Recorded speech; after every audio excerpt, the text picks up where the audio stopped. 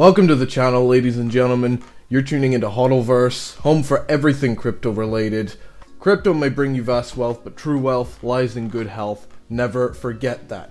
So, the first video on this new channel, I want to kick off the content by bringing you a fully comprehensive video detailing one of my biggest bets for this next crypto cycle, that being Kaspa.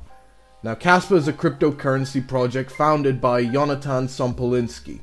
Jonathan is a distinguished researcher in blockchain technology. He's renowned for his work on the Ghost protocol. This stands for Greedy Heaviest Observed Subtree.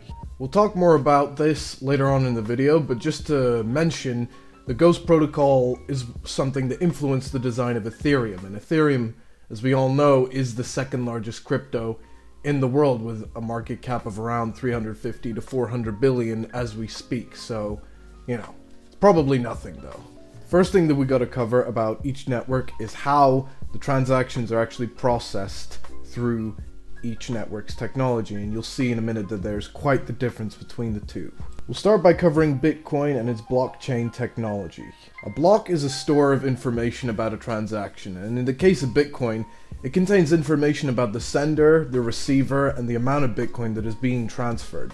A block also contains a hash. This is effectively its identifier, as it's unique to the block and it records all of its characteristics. The hash is important because it allows you to identify if there's ever a change made within the block, as if there's any change to the block, then there will also be a change to the hash. A block will also contain the hash of the previous block, forming the chains of the blocks we call the blockchain. If the hash of the previous block was altered by way of attack, then this invalidates all future blocks, as they no longer store the valid hashes of the previous blocks. With the computer power available to us today, a hash can be intercepted and then the following hashes of the blocks can be recalculated by a computer, thereby making the blockchain valid again and hiding the interception. In order to prevent this from happening, a mechanism known as proof of work is used on the Bitcoin network. The proof of work mechanism slows the rate of block creation. In Bitcoin's case, this is one block created every 10 minutes. The proof of work mechanism requires individuals known as miners to compete with one another to solve complex computational puzzles on the network. If a miner is able to solve the puzzle, they are able to add another block onto the chain. The other miners who are involved are then able to verify the correctness of the solution. The proof of work consensus also adds a layer of decentralization to the network, as there's no governing body controlling who can join and validate the network, the only limitation being the need for computational power. This means that transactions are validated by the network as a collective effort, with miners all over the world offering their contributions in exchange for a reward in Bitcoin. The consensus also ups the security of the network by this cost of computational power barrier, as it would cost a significant amount for a single governing body to have enough power to control the majority of the network's combined computing power. So the main takeaway from all this is that Bitcoin is safe, secure, and decentralized.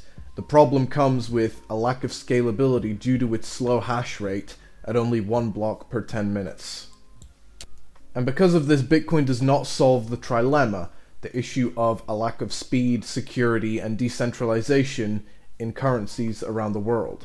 So, we've covered Bitcoin, we've covered the blockchain, and now we're going to cover Kaspa, and we're going to talk about how Kaspa differs from the traditional blockchain with its BlockDAG, GHOATDAG protocols. So, in order to understand what a BlockDAG is, you have to know what a DAG is. A DAG stands for Directed Acyclic Graph. Now, this is a concept that stems from mathematics and computer science. Now, a DAG on its own is not a consensus mechanism. It doesn't consist of any blocks and does not require any mining. A DAG is a framework. Transactions are processed as they come with no block creation, and unlike with the blockchain, the transactions are not processed linearly, and instead they're linked to multiple previous transactions. Now this leads us to the BlockDAG, wherein blocks can reference multiple blocks along the chain, allowing them to be verified simultaneously and more efficiently. Now the problem with this is that BlockDAG prioritizes speed over validity and can potentially lead to a conflict in some transactions. Now because of this, BlockDAG on its own is not a sustainable model, but this is not all there is to Kaspa. Now this is where the ordering protocol of the Kaspa network comes in. this being Ghost. An ordered protocol is what structures and orders the blocks more efficiently.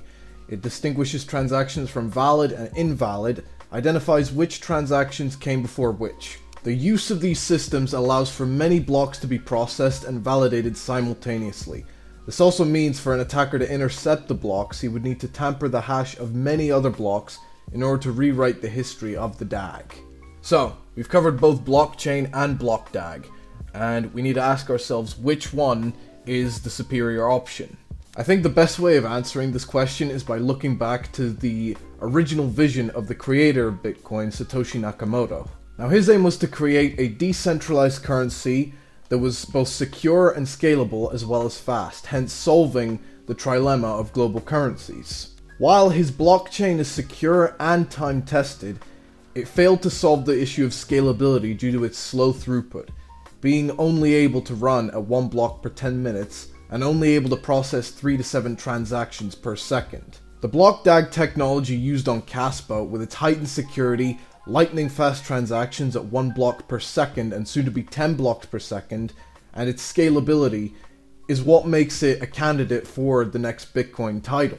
From a personal standpoint, I do hold a significant portion of my net worth in Kaspa, as I do personally believe in the technology. However, if you want to buy into Kaspa yourself, I strongly do suggest you do the reading and you do your own research before you spend any money on any Kaspa tokens.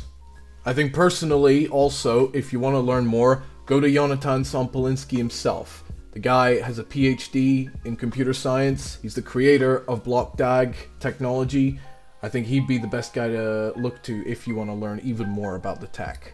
Remember, regardless of what you invest in, always do your own research and always only invest money that you can afford to lose. But while we were on the topic of security, I want to stress that holding your crypto, such as your Kaspa tokens, online and on centralized exchanges is very, very risky, and it can be dangerous, as those aren't your keys and therefore they're not your crypto. We saw this happen just a few weeks ago with the XAG exchange.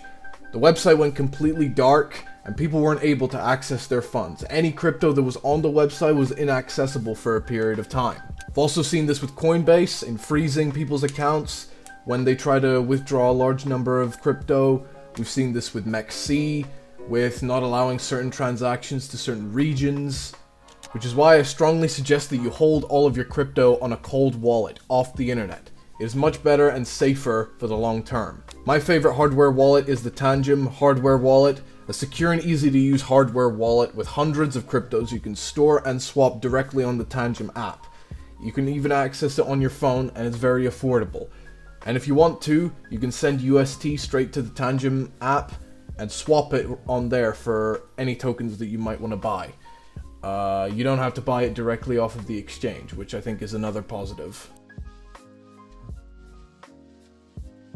If you use that, you will get 10% off your order and you support the channel. I will get a small commission at no extra charge to you. So if you want to help support the channel, then by all means, feel free to use the code.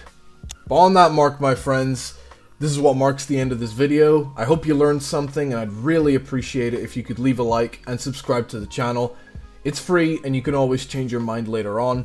Remember guys, health is wealth. Make sure you always put your well-being first in all aspects of life, as you can't buy health like you can buy crypto. But with that being said, have a lovely day, brothers.